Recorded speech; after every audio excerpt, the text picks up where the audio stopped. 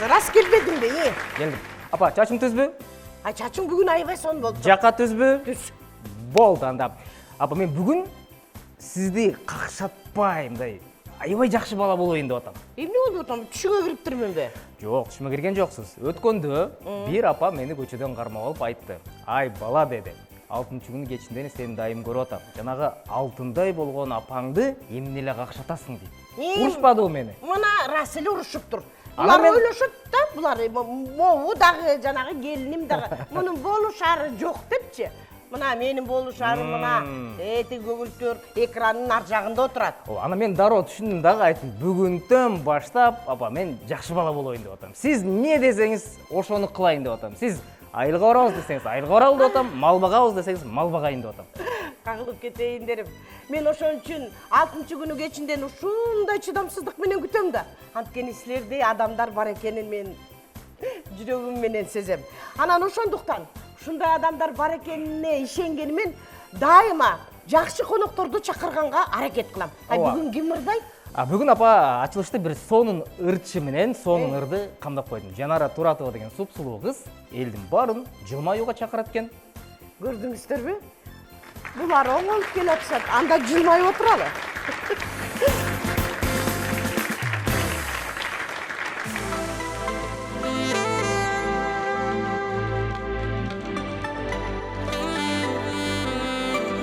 Aylar жылдар судай агып барат, аттың жаштык кайда калып барат.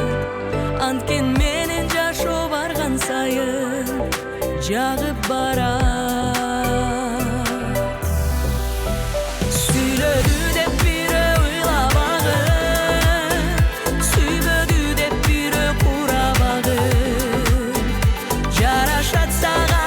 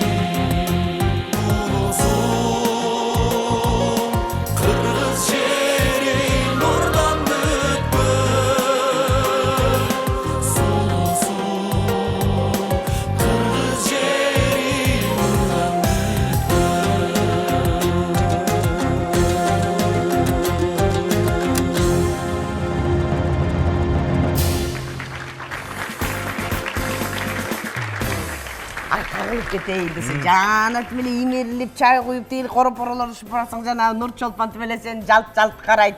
Аябай жакшы бала экен деп окшойт. Ошо кызды дагы бир эме ырын угуп койчу. Ушул жактанбы?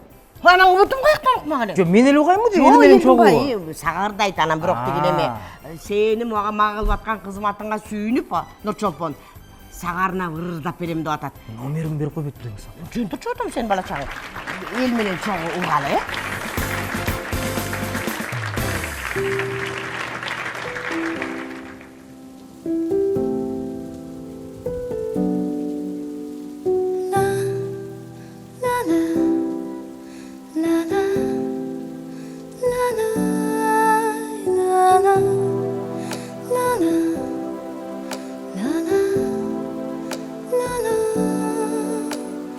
Ырыларымды жалғыз саға берем, ары бері жазылған саға деген.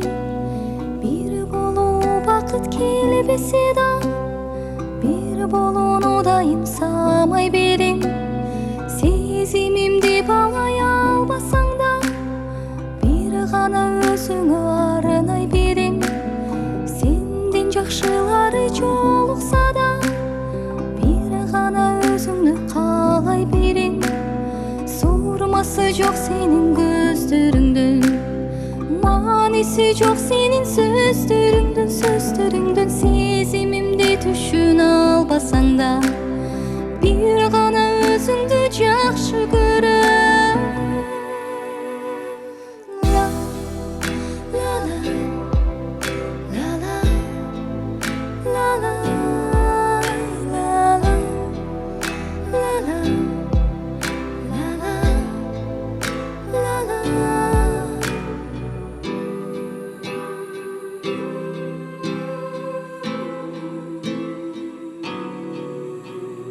Ырыларымды жалғыз саға берем, ары бери жазылған саға деген.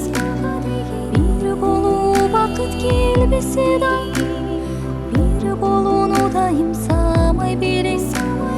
Сезимимди балай албасаң да, бир гана өзүңө арнай берем. Сенден жакшылары жолукса да, бир гана өзүңдү каалай берем. Бир нече жылдар өткөндөн кийин, бул сезимдерим өчкөндөн кийин, өчсө кийин абалым күлкүлүү көрүнсө да, бирок бүгүн мен кайгыра берем. Ла ла ла ла ла ла ла ла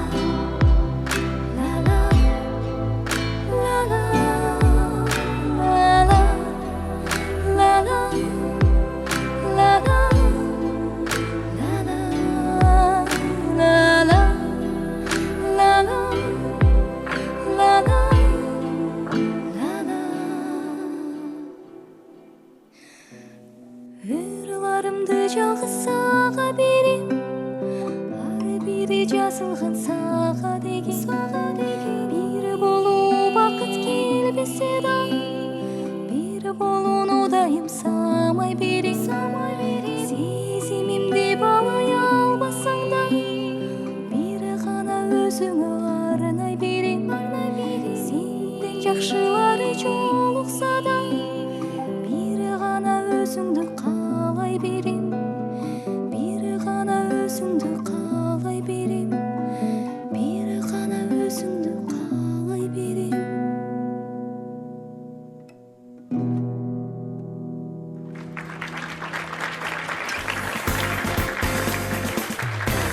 Менчи бир өкүнүчүм бар да.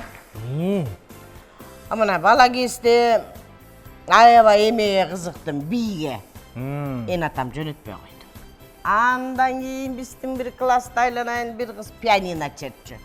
Ага кызыгып, үйгө барып алып пианино чертем десем, кой айланайын деп ага да жибербей койду. Эми айланайын жок дегенде комуз үйрөнүп алайынчы десем, комузга да жөнөтпөй койбодубу? Анан азыр ушу комуз черткен, кылгый ак черткен ушундай кыздарды көрсөм аябай сүйүнүп калам да. Бала кезимде мени да ошондойлорго берип койсо, ошондойлорду үйлөнүп алсам, могорикиндей неберелерим бала чакам бир жакка кеткенде, көңүлүм чөккөндө ошолорду ойноп, балким көңүлүм көтөрүлүп калат беле дейм да. Ой апа, бизди эмнеле тияка бияка алып бара берет десе, көрсө өзүңүз убагында ошолорго жетпей калып анан бизди алып барып турбайсызбы?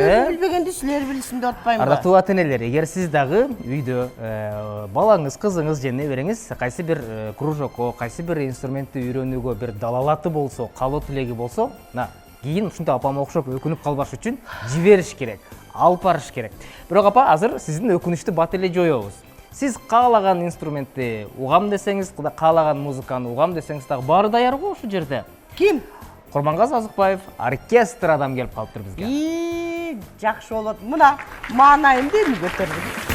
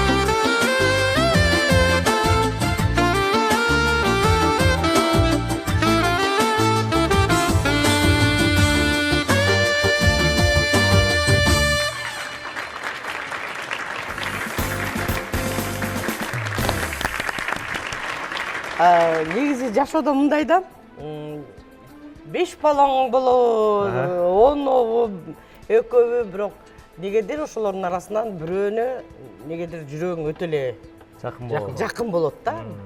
Анан ырчылардын баарын жакшы көрөм. Бирок негедир Гүлжигитке эмен башкачараак да. Ай, рахмат. негизи бул жактын сценарийи андан башкача болчу да. Мен могу жана конок келет деп могу королор иш болуп жүргөндө апам мени аябай жакшы көрүп аткан да. Сен келдиң, жакшы көрүү дароо сага өтүп кетип калды да. Мен жакшы көрөм сени. Баарын айтып атпайм, баарын жакшы көрөм, бирок кичине бир ступенька муну ана эмне кылып жүрөсүң алтыным. Эле көрүүчүлөрүбүз дагы ошондой болуш керек, э? Баары ушу суроо, мендеки суроо аларда деле туулуп атса керек. Жашоонун агымы менен болуп жаткан окуя болуш керек деп ойлойм. Көп жылдан бери, мен бала кезден бери ырдайм да, мектеп жашыман бери ырдайм. Ошол кезден бери ушул чоң сахнада, чоң өрчө эжекелерибиздин, байкелерибиздин арасында болсом экен деп кыялданчумун. Ошонун баарына жеттик, ошонун баарын көрдүк, ошонун баарына аралашып өз колубуз менен жазадык. Жалгыз жазган жокмун, конечно. Бул эбептен себеп боло эле болду да эжеке. Бирок буюрса кээде ушундай ойлор илхом деп коет го чыгармачылык инсандарда. Ошол илхом келип турат кээдечи. Келип кетип турат, бирок келгенден кеткени бат болуп атат да. Эмнегедир. Ошо сен чыкпай атканга караганда илхом көбүрөөк кетип атат окшойт. Келет, сонун идеялар келет. Момундай кылып тартам, могуларды жазам. Момундай ракурстан кыздын тим эле чачы, могул чачы маякка монтип атканда баланын көз карашы момундай болот деген ойлор келет да анан. Ошолорду жаздырганы кетип баратканда эле анан студияга жетесиң сонун эле. Анан мисалы үчүн байкелерибизди айтпай эле коеюн. Кечигип атам, анан бүгүн болбой калды окшойт деп күттүрүп биздики ушундай окуялар болуп калат. Той ата деп отуруп, анан кайра баягы жана илхом жоготуп аласың да. Кээде өзүнөн өзү бат-баттан болуп эле иштеп кетип атабыз. Эми буюрса тарынбай туруңуздар. Жана 6-күнү кечинде передачасынын берүүсүнүн көрүүчүлөрүнө да айтар элем. Кудай буюрса жакын арадан баштап бир жакшы ойлор, тилектер, идеялар баары топтодук, анын баарын кагаз бетине түшүрдүк, ошонун баарын иш жүзүнө ашырабыз буюрса. Апа, мындай кылышыңыз керек окшойт да. Мына Гүлжигит айтып атпайбы? Баарын сонун даярдап келсем анан тиги антип бул минтип эле ишке ашпай калат деп. Ушу Гүлжигиттин тегерегинде жүргөндөрдү бир аз тарбиялап коюшуңуз керек окшойт да. Айтам аларга депчи. Ишилса чыгармачылыктан алыс кеткен жоксуң да? Жок. Жөн негизи Гүлжигит чыгармачылыкта жүрүп, чыгармачылыктан сырткарыда бир иш жасап көрдүңбү мындай? Жазап көрдүк, бир топ эле жазап көрдүк. Мисалы? Бирок чыгармачылык үчүн жаралган адам башка ишти кыла албайт экен. Чыгармачылык адамдардын Сен менден сурабайт белең. Чыгармачылык адамдардын жүрөгү таза, анан ишенчек болот турбайбы?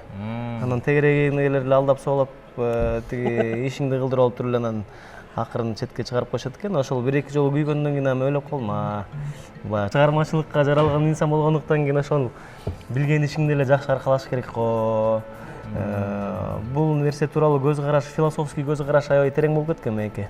Мисалы үчүн алып баруучу кесибин, актер болсо актер кесибин, медицина кызматкери болсо же полиция кызматкери болсо ар бир өзүнүн ишин жакшы кылса, башка жакка мурдун тыкпайчы. Ошондо мамлекет өнүгөт го деп ойлоп атам да. Эндер балким билбейби, билбейм го, бирок апа мындай экен да, Гүлжигит досторунун арасында алып баруучулук кылып коет экен да, отуруштардачы. Анча-мынча тамадалар эс алат экен. Эми кылайлы, апамдын туулган күнүн өткөрүп туруп, Гүлжигитти бир алып баруучу кылып көрбөйлүбү я? Апам тарып жүрбөсүн анан. Туулган күндү бузуп салдым. Тиги подружкам фамилиясын туура эмес айтып салдым. Негизи канча роль жараттың, канча киного тартылып көрдүң ушуга чейин? 2 кино, 1 сериалга тартылдык. Кинолордун баары эмнегедир эле миллион менен байланыштуу. Биринчиси неме? Сулуулар жана миллион деген кино болчу. Экинчиси миллиондук мелдеш деген кино болду. Андан кийин ушул апабыз айтып калбады. Шерине деген сериалга Эмиль Эсеналиевдин сунушу боюнча ошол сериалга тартылдык. Өзүңө жактуу кино жааты? Сонун мага жагат негизи. Алгач башында актерлук чеберчилик тууралуу бул жакта да лайфхактар бар экен да. Бул жактында өзүнүн сырлары бар экен. Ал тууралуу билбей эле башында биринчи киного ошентип тартылып турган. Экинчи киного тартылаарда Нурлан Разакулов агабыз, жок, Сүйүн Өткеев байкебиз экинчи кинону тарткан. Ошондо профессионал актерлорду алып келип бизге 2 жума сабак берген. Ошондо айырма болдубу анан? Айырма болот экен. Баягы өзүң билбейсиң, бирок биз жашоодо бир нерсени түшүрүп алсак бул природалык нерсе болуш керек, жаратылыштын. Рефлекстер бар экен да ар кандайчы. Көз караштар. Ушул нерсе тууралуу бизге сабак бергенден кийин андагы көз карашым өзгөрдү. Кино болгон кызыгуум дагы көбөйдү дегендей. Анан роль жаратайын деген ойлор бар. Чагырган киши жок деп койсуң. Жок. Жарашыктуу болсо. Мен ойлой берем, баягы көп эле ролду укмуш, мисалы үчүн Эмил любой ролду ойнойт го. Анан мен Эмилде болуп бергиле ролду ойной албайм болуш керек. Өзүң жан дүйнөңө кандай роль жакын? Мындай сен мен мону аткара алам дегенчи. Мен азыр өзүм турган турпатыма характериме окшошкон ролдор болсо жарашат. Апа кандай роль жарашат бул жигитке айтсаңыз да, көрүүчү катары сырттан карап айтсаңыз да. Ошондой эле, ошо миллионер. Бай бала деген, миллионер бала деген ушундай кино тартыш керек экен да, бул жигитке барыш керек экен. Негизи кыргыз шоу бизнесинде бул жигит бир тенденция пайда болду. Мурдагы ырларды ремейк кылып ырдаганчы. Ошол эле Бек Байкен, ошол эле Сыймык Байкен ырлар ырдалып жүрөт да. Анан сенин репертуарыңда да ошол кайра жасалып ырдалган ырлар көп да. Ошолор жөнүндө айтып берсең. Бул нерсеге себеп болгон окуяны айтып берейин. Мен алгач катардагы эле өзүмдүн коллегаларым, өзүмдүн баягы бир поколениядагы коллегаларым катары эле мурун ырдалбаган ырларды ырдап чыккам негизи. Күттүм сени, кайрылбаймын, останься со мною, святая любовь деген чыгармаларды аткарчубуз.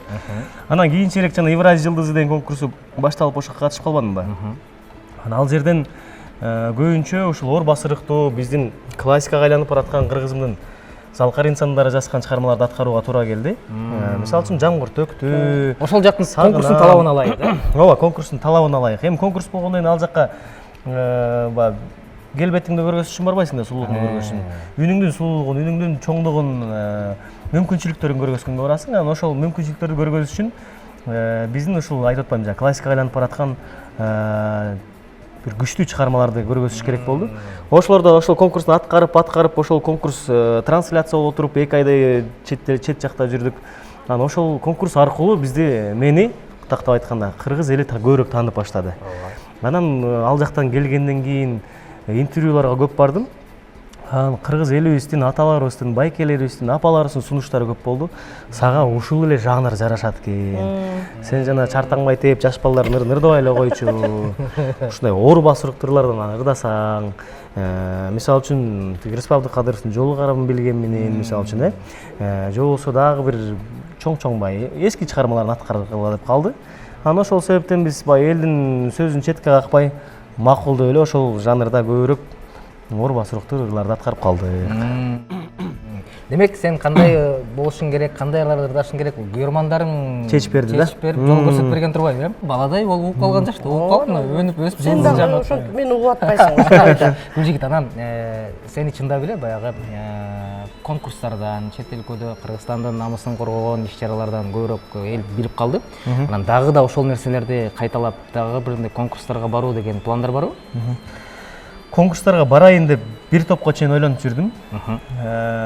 Кийинчерээк конкурстарга тескерисинче калыстар тобунун мүчөсү катары чакырып калышты. Анан бир 3-4 конкурска калыстар тобунда отуруп калдым. Андан кийин ойлодум, өзүм калыстар тобунда отуруп, анан башка конкурска ырдап алганда дагы кандай болуп калат? Элдер бул келе болуп калганбы деп ойлобосун деген ойдо эми болду окшойт. Ушу менен кичине жаш муундарга жол берип, ошолорго билген акыл насаатыңды айтып, көз караштарыңды айтып, анан азыркы учурда көбүнчө калыстар тобунда отуруп калып атам. Сахнада чыгып ырдаган жеңил бекен же калыстар тобунда отурган жеңил бекен? Баягы орустар айтып коет го, легкой работы не бывает деп. Жумуштун баары кыйын да. Оңой жумуш жок. Калыстар тобунун өзүнүн кыйынчылыгы бар. Сахнага чыгып ырдаганын өзүнүн кыйынчылыгы бар, өзүнүн сүрү бар. Калыстар тобунда дагы жоопкерчилик, сахнага чыгып ырдаганда да жоопкерчилик. Себеби сахнага чыгып ырдасаң, жаш муун сени карап өсөт, сен ырдаган ырларыңды ырдайт, кийген кийимиң кийет, өстүргөн чачыңды ошого өстүрүп ушундай сыяктуу да. Аркадан кетет. Калыстар тобунда болсо, мисалы үчүн бир кылдаттык менен мамиле кылыш керек да. Себеби жаңыдан чыгып келаткан ырчы ырчы айтып атпаймынбы, жүрөгү назик болот да. Анан катуу айтып салсаң, мисалы үчүн, сен мындай ырдайт экенсиң, бул жер туура эмес болуп калды. Сага ырдабай эле коюш керек экен деп койсоң, бүттү ошол конкурс менен анан жашоосу, ыр жашоосу бүтөт, ырдын жашоосу.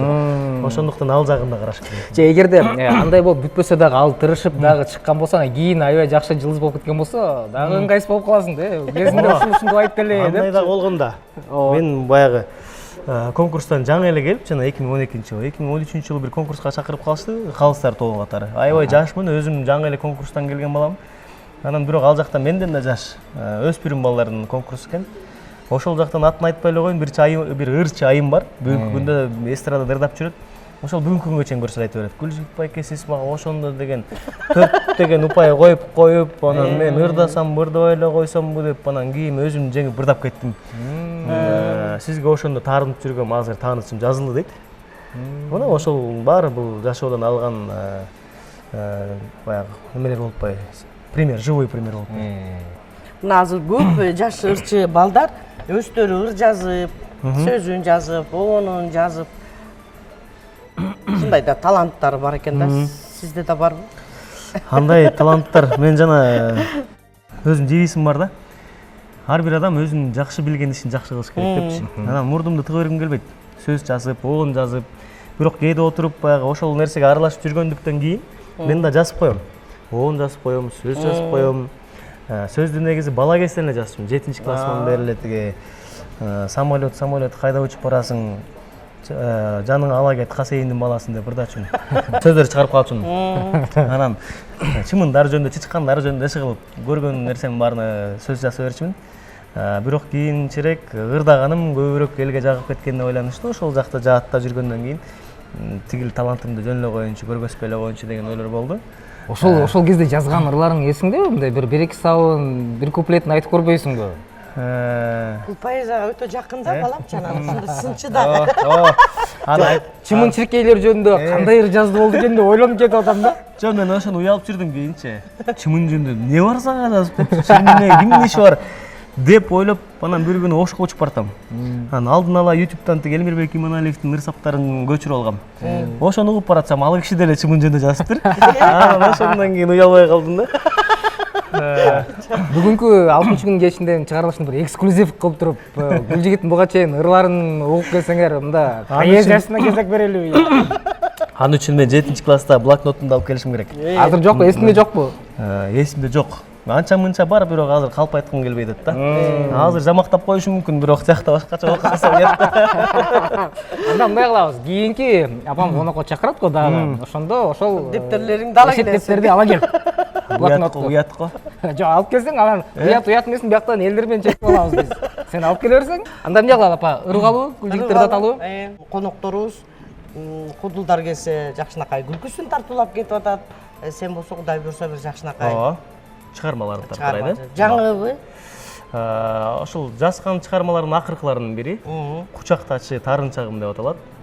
Сөзү ону азыркы учурда абдан популярдуу болуп жаткан тиги Зарлык Камбаралиев деген балага таандык. Анан ошол сонун чыгарма мен жубайыма жагат. Анан башкалардын да жубайларына жагат экен. Эгерде Сен эмес, чоң режиссерлор болобу, жазуучулар болобу, биринчи аялдарын окутчу экен да. Эми сага биз чыгармачылык ийгилик каалайлы, аябай сүйүндүрүп койдуң. Рахмат. Алдыда көп жакшы максаттарың бар экен, ошо максаттын баары ишке ашсын. Бир эле мен эмес, телегөрүүчүлөр дагы Гүлжигитти аябай сагынсаңыздар керек. Мына бүгүн сиздердин назарыңыздарда жакшынакай ырларын, чыгармаларын алып келген экен. Анда чогулгалы. кана назар салыңыздар.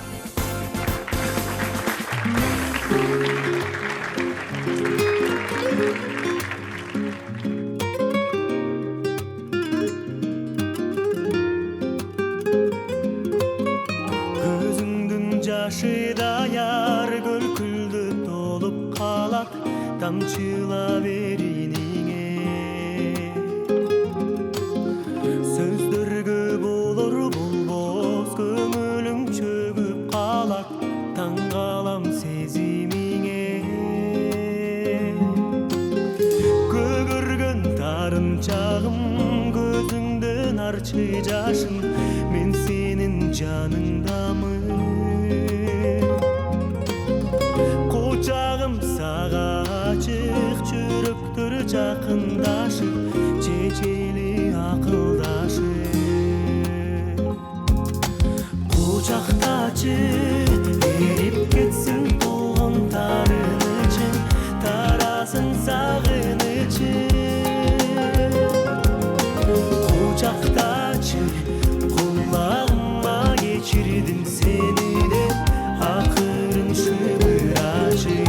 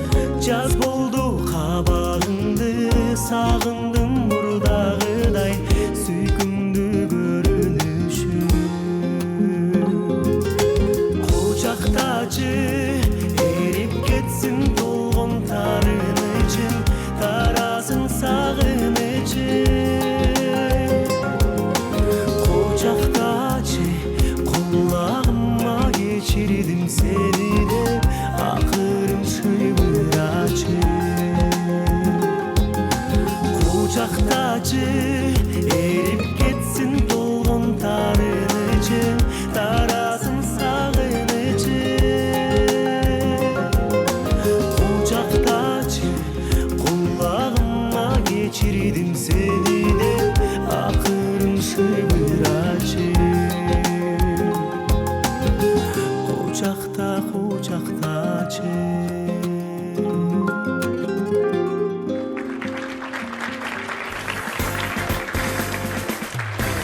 Апа, шоу бизнесте байқадыңызбы? Мындай үйлөнгөндөр, тойын тапқандар, бактылуу болгондор көбөйүп кетти го?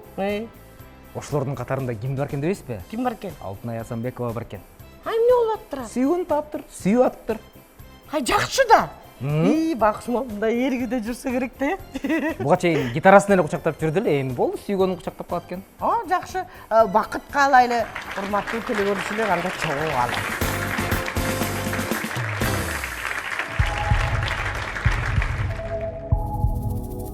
Sen oylosam kıyalдар келет түркүн, сезимимде ачылган демек гүлсүң, караңгыдан жарыкты бөлүп турган, кара чачтай көрөгөч кеңешчимсиң. Sen oylosam капалык качат менден, сенсиз билбейм кантип мен жашап келгем. Жамалыңдан жаркыган актан келип, жарык күнүм айланып атат сенден.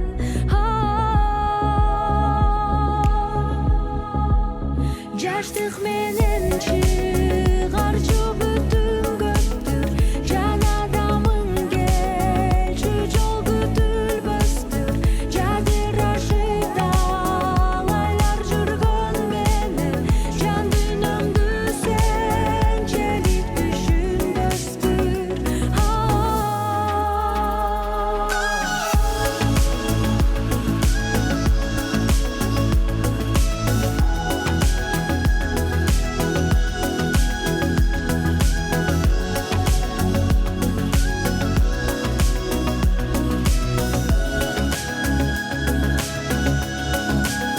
Мен бир жанмын сүйүүгө батер кийме, мага болуп келесиң а сен күбө.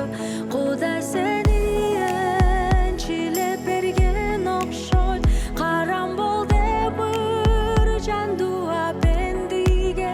Сен ойлосом капалык качат менден, сенсиз билбейм кантип мен жашап келгем.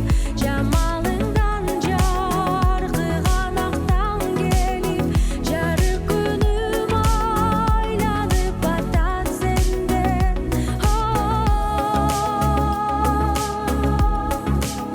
Жаштык менен чыгарчу бүтүн көптүр, жан адамың келчү жол күтүлбөстүр. Жадырашып талайлар жүргөн менен, жан дүйнөмдү сенчелик түшүнбөстүр.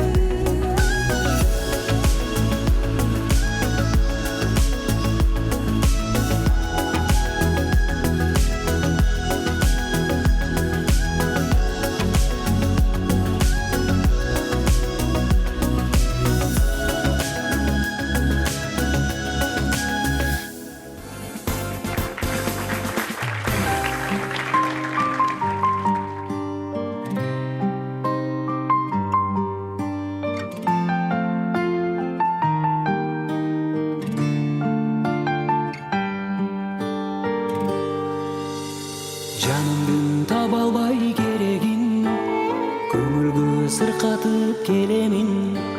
Булкунат жай таппай жүрөгүм, саркылды сагыныч дегеним, саркылды сагыныч дегеним. Сен элең жаным ай, сен менин. Бара алам өзүңдү эсиме салдыра. Билбеймин кай күнү жолубуз табышат. Өткөндү унутуп бололу биз бирге. Сүйгөндөр гана кечире алышат. Бактылуу болууга үн каттым, көңүлдүн ырларын тыңдаттым.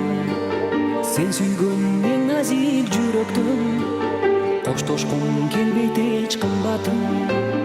Жердеги эң таза жүрөктөн коштошкум келбейт эч кымбатым. Бара алам өзүңдү эсиме салдыра. Билбеймин кай күнү жолубуз табыша. Өткөндү унутуп бололу биз бирге. Сүйгөндөр гана кечире алышат.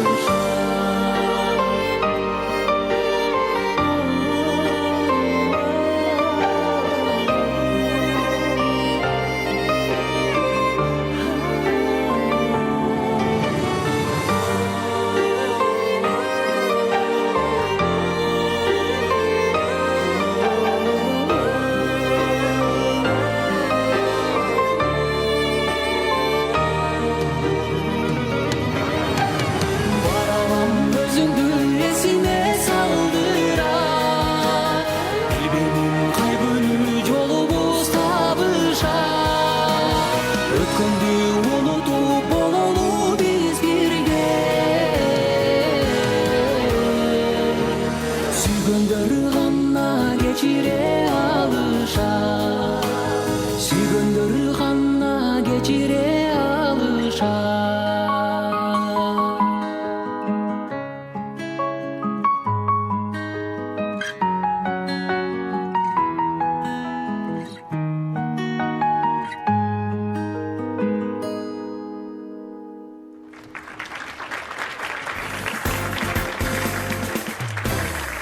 Апа, жай сонун мезгили. Ооба. Тууган уруктар чогулат, достор чогулат, мындай классташтар чогулат дегендей сагыныч таратып бир сонун учурго.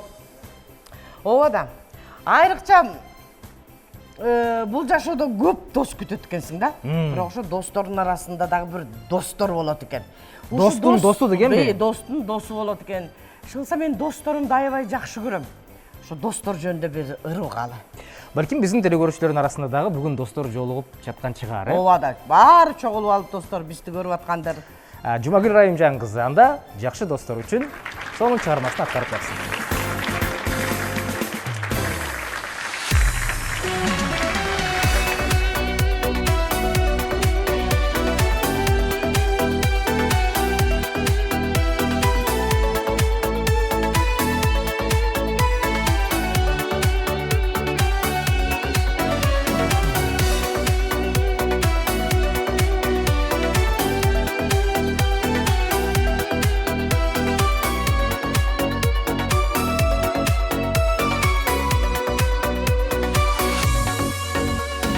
Таштап качпай, тетир баспай, биздин достор ысык таштай.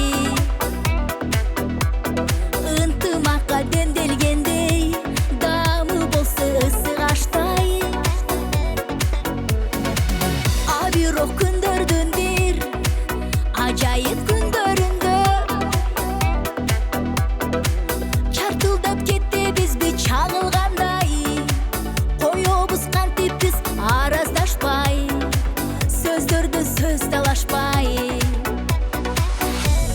Досторума кээде тарынамын, сүйлөшпөймүн, такыр жабыламын. Бир күн өтпөй кайра мен аларды сагынамын. Досторума наран наран наран, баратамын наран наран наран. Белек кылып шипшерин маанайымды таратамын. Досторум бар, балдары бар, өмүр улар шамдары ал. Бойдогу бар кээ бирөөнүн эркелеткен жандары бар. Издебей биз жакшы достун кимдер бермек? Боло берсин ортодо тарынычтар, тарынычтар, ошол сагынычтар, тарынычтар, ошол сагынычтар. Досторума кээде тарынамын, сүйлөшпөймүн, такыр жабыламын. Бир күн өтпөй кайра мен аларды сагынамын. Досторума наран наран наран,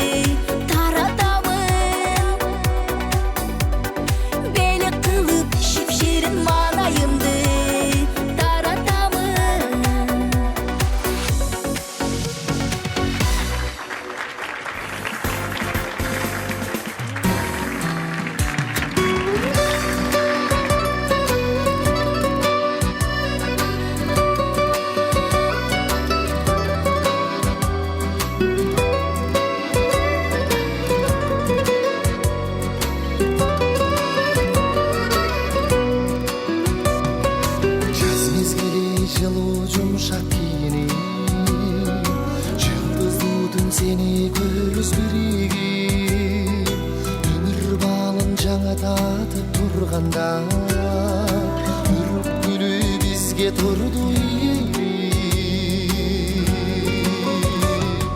senin merin gülden artık sezildi jel sıladı appak turdu detindi düğünödögü жалгыз kızık sen bolsoň tülüktürüp keremettүү sezimdi çıbıragan жылдыз улам soyulup ay şolası жерге берip sululuk birinbестен ötüp жатты özene senden maga menden saga жылуулук senden maga menden saga жылуулук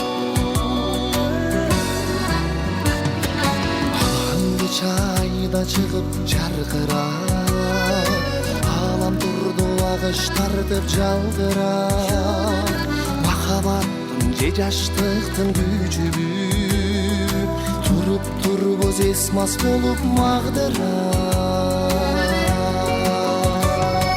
Senin merin gülden artık sezildi Jel sıladı appak durdu detindi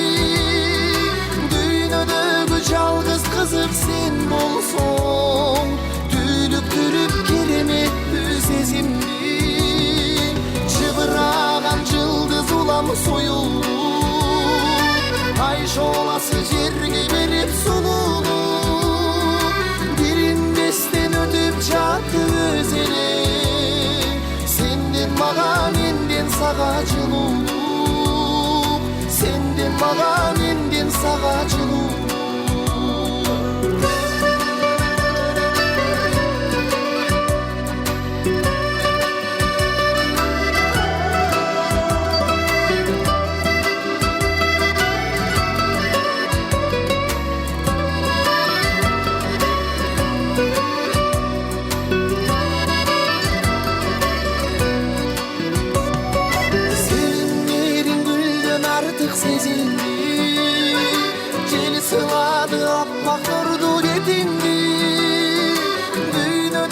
жалгыз кызык сен болсоң түүлүктүрүп кереметтүү сезимди чыбыраган жылдыз улам союлуп ай шоласы жерге берип сулуулук билинбестен өтүп жатты өзене сенден мага менден сага жылуулук сенден мага менден сага жылуулук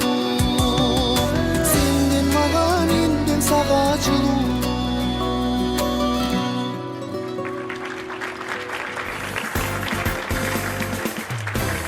Айланайын балам. Бир кыз сага тааныш эмеспи? Тети чачы кесикпи? Бул жерден көргөнсү ойлотам да.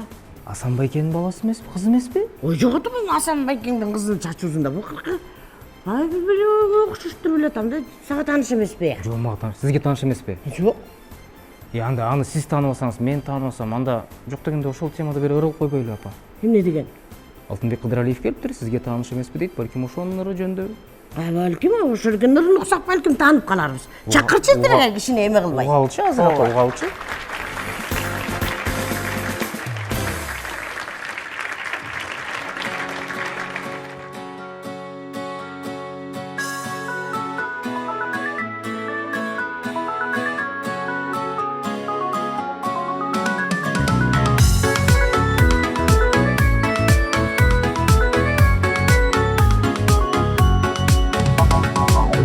Geç gelip duram kaşığınızga Kızıl lenta jaraşıp çaçыңызга Manisin düşündürsem baykamadın Mahabat gelelek bir başınızga Mahabat gelelek bir başınızga Unutluktan jaralgan süyügücü Tumanda da elek bir başınızdı jaralgan süyügücü Tumanda da elekti başınızdı Ayvıttım suragandan yaşınızdı Aydalığa tөгүлдүп çaçыңызды Manisin düşündürsem baykamadın Mahabat Махаббат келелек қо башыңызға, махаббат келелек қо башыңызға. Бұлттықтан жаралған сүйгүчү, тумандата ерекпи башыңызды. Бұлттықтан жаралған сүйгүчү, тумандата ерекпи башыңызды.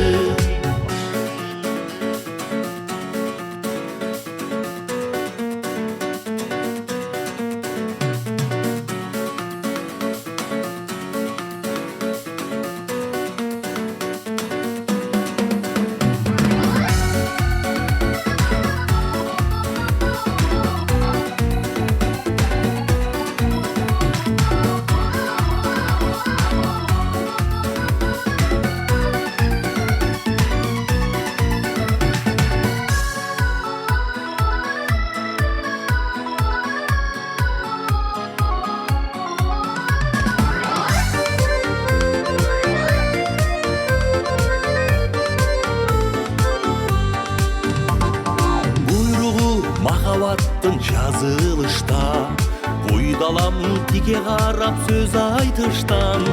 Чынардай бүкіл өткөн күчтүү сезим, шын эле келелек бе башыңызға. Шын эле келелек бе башыңызға.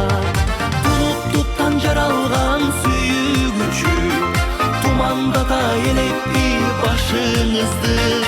Бұлттықтан жаралған сүйгүчү, тумандата элек бе башыңызды.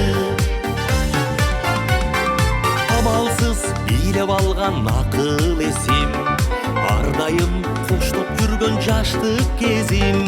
Силкинтип жан дүйнөңдү ээлеп алган, сизге тааныш эмеспи ушул сезим. Сизге тааныш эмеспи ушул сезим. Бұлттықтан жаралған сүйгүчү, тумандата элекпи башыңызды. Бұлттықтан жаралған сүйгүчү, тумандата элекпи башыңызды. Бұлттықтан жаралған сүйгүчү, тумандата элекпи башыңызды. Бұлттықтан жаралған сүйгүчү, тумандата элекпи башыңызды.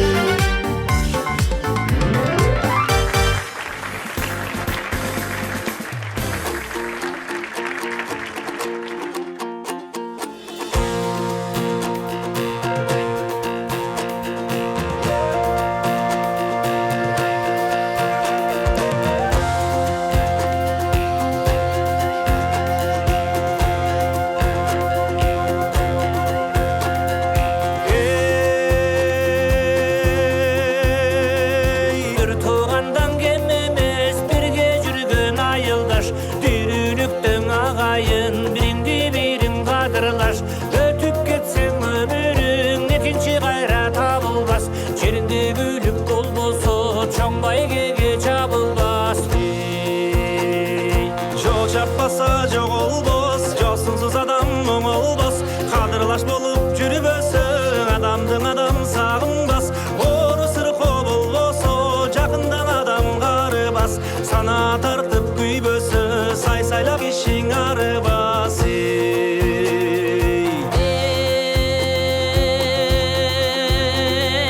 Жамандыкка туш болбой, адамга да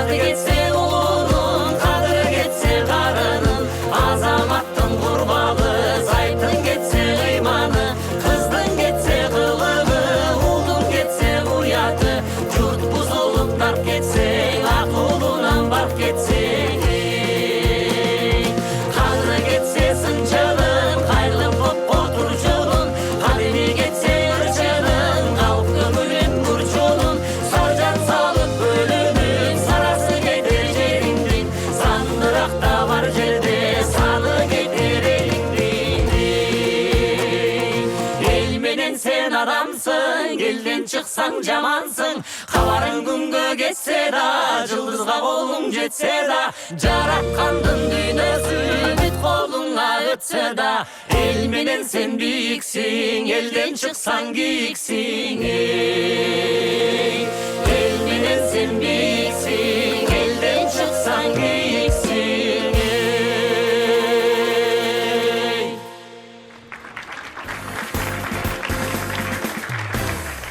Ай күнде же карып баратамбы? Эжем о күндүн ысыгы кишини кыйнап атабы? Бу жакшы коноктор келди, бирок ошентсе да кичине чарчап калдым ай. Апа, болгону сиз бүгүн көбүрөөк бийлеп койдуңуз да? Ооба да. Ошого эле го дейм. Балким. Анын үстүнө жай, ысык, өзү жайда мындай адам бир чарчап калат го, бир кечке малычы. А бирок мына ушул бүгүнкү конокторубуздун ырларынан, сиздин ысык чайыңыздан билбейм, мен эс алдым. Көрүүчүлөрүбүз деле ошондой ойдо болуш керек. Ооба, булар дайыма эс алат. Анткени биз жакшынакай аракеттерибизди кылып атабыз да.